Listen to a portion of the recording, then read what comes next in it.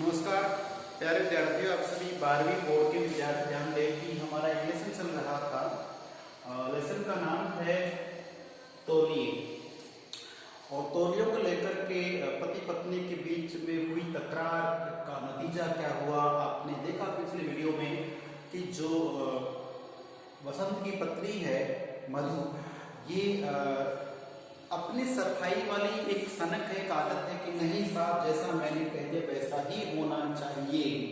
उस व्यक्ति बस झुकते ही नहीं। मैंने आपको अभी वीडियो में बताया था, फर्स्ट वाले वीडियो में, कि जो झुकती नहीं वो टूट जाती हैं। तो आप जानते हो, मैंने पहले भी बताया था आपको एक बार, और फिर आपको एक मैसेज देता हूँ कि देखिए जब हमारा होता है, जन्म के साथ, जन्म के समय मनुष्य को जीभ मिलती है, जिससे वो तुतला के बोलना सीखता है। दूध का पान भी जीभ की सहायता से करता है। अगर जीभ नहीं हो तो उस समय दूध पीना हमारे लिए संभव नहीं है। ठीक है, तो जन्म के समय मनुष्य को जीभ मिलती है, दांत नहीं मिलते हैं। जन्म के प्रश्न आते हैं, बड़े एग्जाम्स में आते हैं कि जन्म के समय शिशु के मुंह में दांतों की संख्या होती है 2, 4, 6, 8, 10, कुछ भी दांत नहीं होते हैं, अर्थात दांत होते ही नहीं है। ठीक है, अब बात आती है कि जन्म के समय जीभ मिलती है। जीभ से तुतला के जैसे अपने खान पान शुरू किया, फिर बोलना सीखते हैं। दांत मिलते हैं कुछ दिनों बाद। तो दांत प्रतीक है घमंड के, अकड़ के, बिल्कुल टाइटनेस। ठीक है ना। तो दांत किसके प्रतीक हो गए? घमंड के, गर्व के। गर्व तो क्या, घमंड के प्रतीक हो गए, एक्ट के प्रतीक हो गए। और जो जीभ होती है, जीभ होती है हमारी विनम्रता का प्रतीक होती है।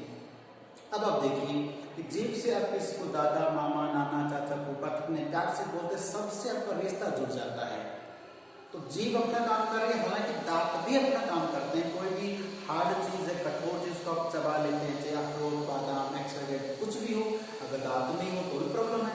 तो हमारा ये स्वभाव जो है, इसमें कठोरता भी जरूरी है और विनम्रता भी जरूरी है। लेकिन ज्यादा लंबी कौन चलती है देखते हैं। तो देखिए दांत तो होते हैं, वो 7 साल की जैसे उम्र होगी, आपके दांत धीरे धीरे गिर जाते हैं और फिर वापस पुनः दूसरे दांत आते हैं। दूध के दांत टूट जाते हैं, या तो हम खुद, आजकल तो खैर टूटते नहीं। क्यों?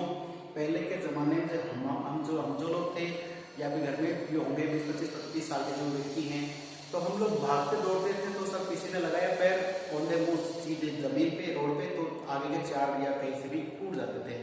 तो उस समय बचपन में खेलते खेलते टूट जाते थे, या फिर कैसे भी ठंडे गर्म खाने पीने से दांत टूट जाया करते 7-8 साल में। फिर दूसरे आते थे, और वो कैसे आते थे आप जानते ही हैं।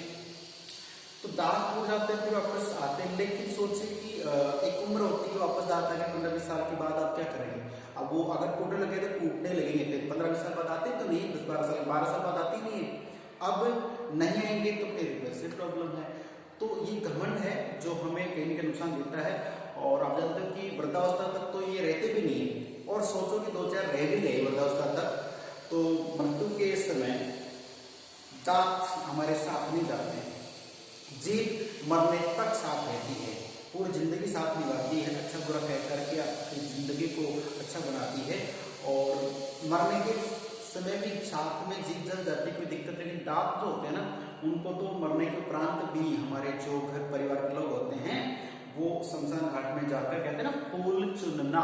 ये एक हिंदू धर्म में एक संस्कार है कि तीसरे दिन जाकर के शमशान घाट से फूल चुन के लाते हैं। तो उसमें कुछ नाखून या कुछ स्पेशल प्रकार की हड्डी हो सकती है, या फिर हमारे दांत होते हैं, ये बने रहते हैं। तो हमारे जो एक्सपर्ट लोग होते हैं, हमारे साथ जो जाते हैं, वो उनको चुन के दूध में धो करके वापस, और कुछ हड्डियाँ होती हैं, उनको एक थैली बनाई जाती है कपड़े की, उसमें फिर ये ध्यान रखना, क्योंकि कई बार RS एग्जाम पूछ लेते हैं कि महिला का अगर डेथ हुई है तो रेड पट्टी होती है, रेड कपड़े की होती है, और जेंट्स की होती है तो वो सफेद कपड़े की होती है, कफन के ही बनाई जाती है। तो उसमें से वो डाल करके, और एक व्यक्ति जो उस मरने वाले का बड़ा बेटा होता है, उसके माध्यम से उन फूलों को गंगा जी में, हरिद्वार, गढ़गंगा वगैरह वगैरह में प्रवाहित किया जाता है। तो सोचो, मनुष्य के साथ जो अंग मिला, जीभ मिली, जन्म से लेकर मृत्यु तक साथ निभाती है। और दांत है वो घमंड का प्रतीक है, और वो पहली बात तो वृद्धावस्था तक बचते भी नहीं, बच भी गए ना तो उनको आपसे अलग कर करके और वापस वहां तक छोड़ा जाता है। तो जाहिर सी बात है कि घमंड और विनम्रता। और एक अच्छी बात इन ये दांतों के बीच में हमारी जीभ जो होती है कैसे सुरक्षित रहती है, अपने आप को विनम्रता सुरक्षित रह सकती है। 32 जो दांत बताए जाते हैं, हालांकि सबके नहीं होते, 28 के समथिंग होते हैं, 28 लगभग 28-30, बाकी 32 हिस्सों में से एक होते हैं।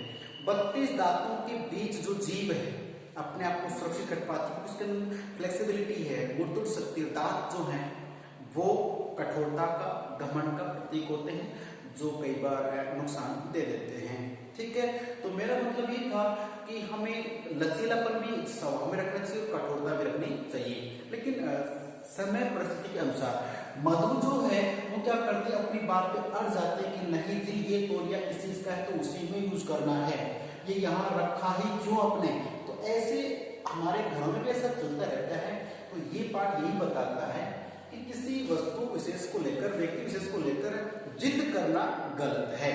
तो देखिए जो वसंत है वो तकरार करता है और मायके जाने का प्रयास कर रही है। कौन मायके जाने का प्रयास कर रही है? मधु। कहते हैं मायके जा रहे, इतने में साहब का आदेश आता है और साहब के आदेश पर वसंत है बनारस उसे जाना पड़ता है। बनारस इनकी कंपनी को दूसरी ब्रांच से जाना पड़ता है, बनारस चला जाता है और वहां लगभग वो 2 महीने रहता है। और 2 महीने रहने के बाद मधु जो है वो सोचती कि मैंने जो गलती की उसका पछतावा करती है कि शायद मेरी बात का बुरा मान गए हैं, काफी दिन हो गए हैं, मैंने तो कुछ चिट्ठी पत्री है आए भी नहीं है। तो जाहिर सी बात है उससे अपनी गलती का पछतावा तो होता है, लेकिन फिर क्या होता है में जो वसंत है वहां से एक पत्र भेजता है। पत्र भेजने से मधु का प्रेम वापस जाता है, उसे एहसास होता है कि चाहे मैंने गलती की हो या कैसा भी हो, लेकिन मेरा जो पति है वो मुझे प्यार करता, प्रेम करता है, ये उससे एहसास हो जाता है।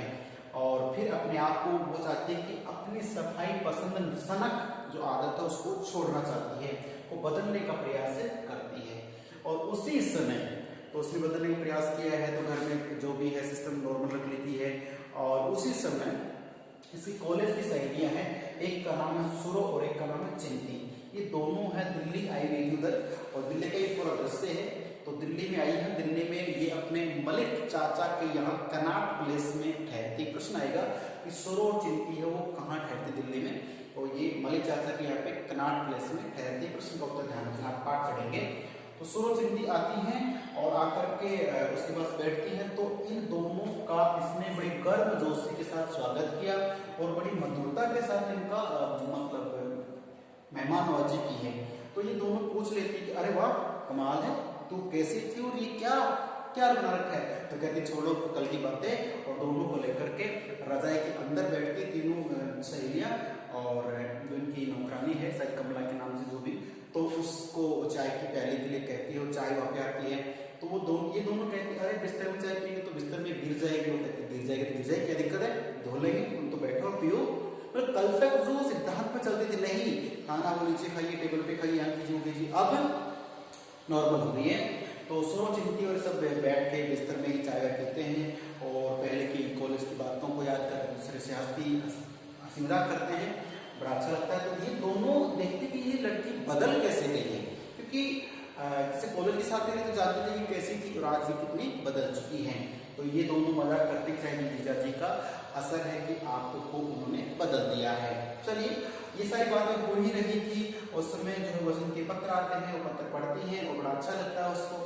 अब बात यह है कि जो सुरो और चिंती है वो तो खैर थोड़ी देर बाद चली जाती है, लेकिन जब वसंत है वो आता है तो वापस ये मधु वैसे ही बनी रहती है या फिर बदलाव आता है। तो देखने बीच में है ना, इसमें 2-3 बातें हैं जो और छूट रही है, वो ध्यान रखना है कि जब ये दोनों में तकरार हुई थी उस समय क्या था कि वसंत की 2 भतीजियां थी, ठीक है ना, उसी और निम्मो, उन दोनों से एक दिन वो बातचीत करता है, वो घर आ जाती हैं तो उनसे वो चिढ़ती है। कौन? मधु चिढ़ती है। तो ये भी बीच में उदाहरण ध्यान रखना हुआ कि उस और निम्मो जो है वो वसंत की भतीजियां लगती हैं, वो आ जाती है तो वो जब हंसती है तो मधु को बहुत बुरा लगता है। ठीक है, चलिए अब मिलते हैं अगले क्लास में, तब तक नमस्कार, धन्यवाद।